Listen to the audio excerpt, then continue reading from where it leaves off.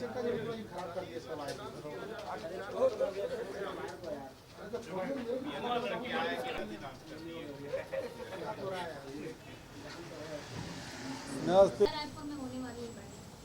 में होगी, बहुत सुना है।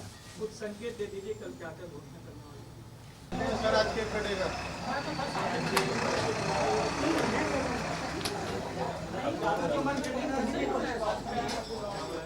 मीडिया में बयान आया है कि वो जो सरकार के जवाबों से संतुष्ट है और क्वांटिफाइड जो रिपोर्ट है उसका भी जिक्र उसने किया हुआ है उसमें। देखिए, पत्रकारों लोग उनसे क्या बयान लिए मैं नहीं जानता, और उसी आधार पर मुझसे जो सवाल किए थे मैंने उसको जवाब दिया है। क्वांटिफाइबल डाटा देना कोई ज़रूरी नहीं है। जो बिल विधानसभा का है और इसमें आर्टिकल 200 के हिसाब से इसमें फैसले होंगे, या तो हस्ताक्षर करें या वापस करें। मतलब उसमें ये भी लिखा है कि इस जितना जल्दी हो सके उसको फैसला करना है। तो अब भाई 2 दिसंबर का ये फैसला है विधानसभा का, आज 25 जनवरी हो गया, कितने दिन तक लटका कर रखेंगे? अधिकारों का दुरुपयोग नहीं होना चाहिए। सर, रमन सिंह इसी पे कह रहे हैं ये फाड़ा था, और छत्तीसगढ़ में आप और पूरे मंत्री और पूरी कांग्रेस जो है राज्यपाल को घेर रहे हैं संवैधानिक पदों पर। किस चीज़ के लिए? ये अध्यादेश वाले मामले पे ही रमन सिंह ट्वीट कर रहे हैं। उन्होंने कहा है कि 2014 में अध्यादेश राहुल गांधी ने फाड़ा था। किस चीज़ का? इसी वाला जो प्रधानमंत्री मनमोहन सिंह का। देखिए, कहीं का ये इनकी आदत है कि तोड़ मरोड़ की बात करना।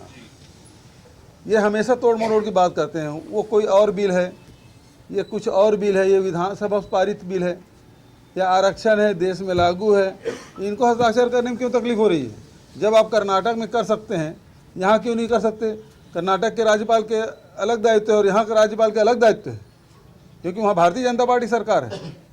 आप बढ़े हुए आरक्षण में वहाँ हस्ताक्षर कर सकते हैं और यहाँ बढ़े हुए हस्ताक्षर में आप नहीं करेंगे। बढ़े हुए जो आरक्षण है उसमें आप नहीं करेंगे, तो ये दोहरा चरित्र कैसे चलेगा? और रमन सिंह तो हमेशा मतलब एक टुकड़ा पकड़ लेंगे और कहीं के बाद कहीं जोड़ने की कोशिश करते हैं। अभी लगातार, अब उस दिन बागेश्वर धाम के लिए जो बात मैंने की कि मैंने कहा कि जो साधना करेगा उसको सिद्धि मिल जाती है, और सिद्धि मिल जाती है तो उसका दुरुपयोग नहीं होना चाहिए। ये रामकृष्ण परमहंस जी ने कहा, भगवान बुद्ध ने भी कहा, और हमारे जितने ऋषि मुनि उन्होंने कहा। और मैंने ये भी कहा कि ये चाहे फकीर हो, पीर हो, वो यदि इस प्रकार से करते हैं, या फिर वो चंगई सभा करते हैं, या हमारे हिंदुओं में भी इस प्रकार से प्रदर्शन करते हैं, ये उचित नहीं है। ये मैंने कहा। अब वो उसको वो रब दिखाई दे रहा है तो उसके सपने में वही आता है। ये जैसे वो टांगा के जो घोड़े रहते हैं ना, उसको टोपा लगा रहता है। मतलब रमन सिंह के सपने में भूपेश बघेल दिखने लगे हैं।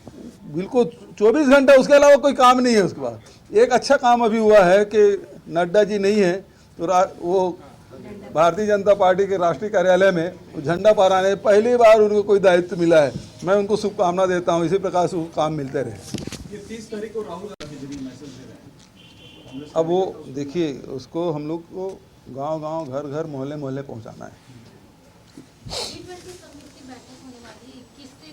आप लोगों की क्या तैयारी, किस तरह से आप लोग पार्टिसिपेट करें? हम लोग जा रहे हैं 29 तारीख को, शामिल होंगे। बहुत सारे साथी हमारे शामिल हो रहे हैं। इसके बाद अधिवेशन भी बहुत महत्वपूर्ण होना चाहिए। अच्छा, छत्तीसगढ़ में उसकी भी तैयारी हम लोग कर रहे हैं। अभी प्रभारी जी निरीक्षण करके गई हैं, हम लोग सब चर्चा किए हैं।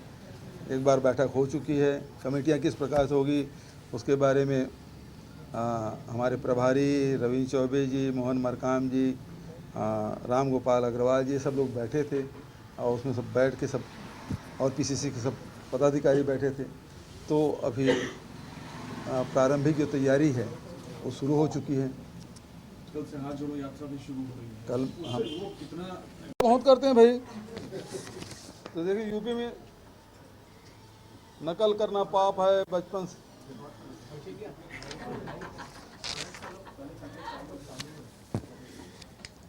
दो तीन मुद्दे हैं जो रासुका के बारे में भारतीय जनता पार्टी यहाँ जो घड़ियाली आंसू बहा रही है। उत्तर प्रदेश में यदि छत भी गिर जाए तो इंजीनियर पे रासुका लग जाता है। गोकसी में रासुका लग रहा है। और तो और हद हो गई, जब बच्चे परीक्षा देने जा रहे हैं तो वहाँ यदि नकल पकड़े जाते हैं तो उसमें रासुका लग रहा है। शिक्षकों पे उसको मतलब संपत्ति रात 7 तक करने का आदेश है। ये उत्तर प्रदेश में जो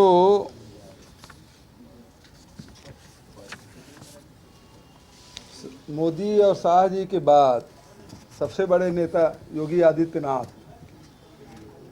और वो हर मामले में रासुका लगा रहे हैं। बच्चों पे नकल करने पर भी उस पर रासुका लगा रहे हैं, ये जानकारी है। और यहाँ वो घड़ियाली आंसू बहा रहे हैं। दूसरी तरफ महंगाई लगातार बढ़ती जा रही है। आटे की कीमत 1 साल में 40% महंगा हो गया है। यदि सेंट्रल पूल से मार्केट में रिलीज़ नहीं किया गया तो और भी बढ़ सकता है। दूसरी तरफ आज हमारे प्रवक्ता ने ये कहा है कि 1 साल में 14 से लेके 22 तक के 66,249 रुपया प्रति व्यक्ति कर्जे में और इजाफा हुआ है। पहले 43,000 था, अब वो 66,000 और बढ़ गया है। तो प्रति व्यक्ति जो कर्ज है देश में वो 1 लाख से ऊपर हो गया है। ये इनकी उपलब्धि भारतीय जनता पार्टी की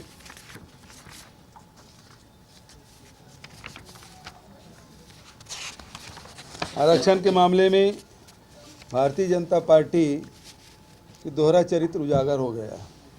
विधानसभा में तो अनुसूचित जाति, जनजाति, पिछड़े वर्ग, EWS के लिए आरक्षण सर्वसम्मति से पास करते हैं, लेकिन राजभवन के माध्यम से उसको लटकाए रखे हैं। उनको तो चाहिए कि राज्यपाल से अपील करे और हस्ताक्षर हो उस बिल पे, ताकि यहाँ के हजारों लाखों वो मज़ा ख़त्म हो जाएगा। जो सस्पेंस है, नियमित कर्मचारी उम्मीद जताए बैठी हुई हैं कि आपको अभी जो समय तोहफा है, देंगे। अभी समय है। धीरेन्द्र शास्त्री जी ने एक और अजय धीरेन्द्र शास्त्री जी ने एक और बात कही है। अरे रहने दो भाई। महिलाओं की तुलना भैंस के साथ की है। उन्होंने छोटे छोटे कपड़े पहनने वाले महिलाओं को कहा है कि अगर अपने आप को मॉडर्न बताते हैं तो भैंस तो बहुत पहले से ही कपड़ा नहीं पहनती, वो मॉडर्न है। देखिए एक चीज हम ऐसे बयान पे मैं क्या उनको प्रतिक्रिया दूंगा। तुम ज़्यादा